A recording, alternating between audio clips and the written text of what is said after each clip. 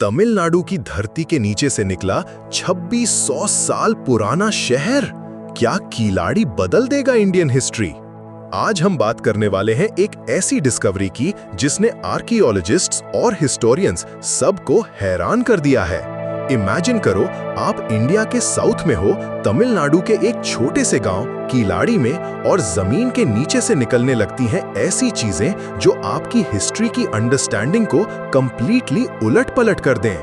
ये कोई normal site नहीं है बॉस। यहाँ जो मिल रहा है वो माइंड ब्लोइंग है। सोचो, 2600 साल पहले यानी 6th सेंचुरी बीसी में जब हमारी हिस्ट्री बुक्स में नॉर्थ इंडिया के महाजनपदास और अर्ली वैदिक सोसाइटीज की बात होती है, तब साउथ में एक पूरा का पूरा शहर अपने एडवांस्ड इंफ्रास्ट्रक्चर के साथ फ्लरिश कर रहा था। हम बात कर रहे हैं सोफिस्टिकेटेड अर्बन प्लानिंग की।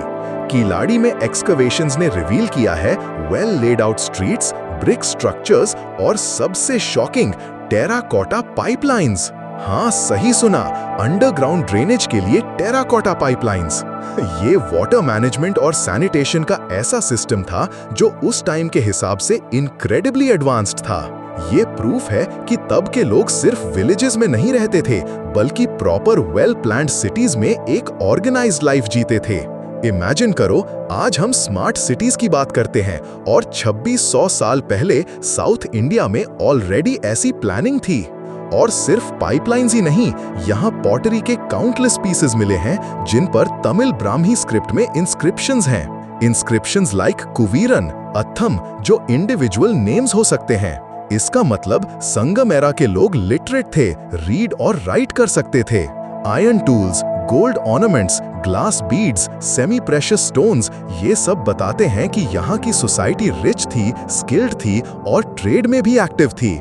यहाँ से रोमन कॉइन्स भी मिले हैं जो ग्लोबल कनेक्टिविटी का प्रूफ है। ये चीजें सिर्फ बनाई नहीं जा सकती थी, इनके लिए एक advanced social structure, economic system और स्किल्ड आर्टिजन्स की जरूरत होती है। ये सब पॉइंट करते हैं towards a vibrant, thriving urban centre. तो सवाल ये है, हमारी हिस्ट्री बुक्स ने हमें क्या सिखाया था?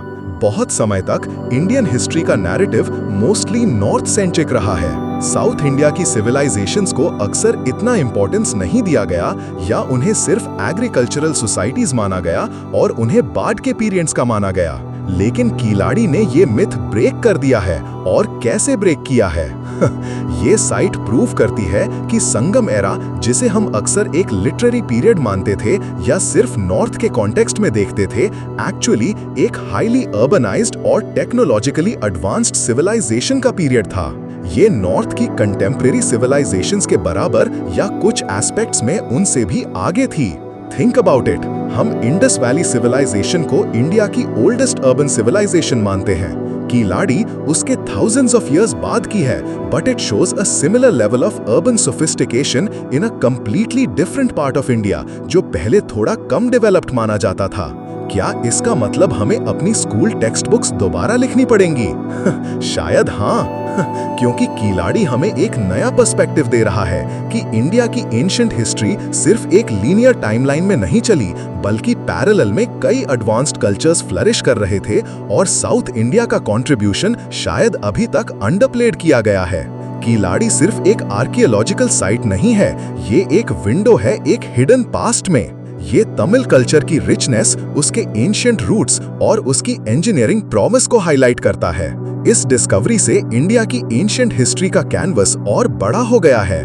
अब हमें पता है कि तमिलनाडु में भी एक ऐसी सोफिस्टिकेटेड सिविलाइजेशन थी जो अपने टाइम से आगे थी, जहां लोग ऑर्गेनाइज्ड तरीके से रहते थे, वाटर मैनेजमेंट करते थे और ट्रेडिंग नेटवर्क्स में एक्टिव थे। लेकिन कीलाड़ी की कहानी अभी खत्म नहीं हुई है।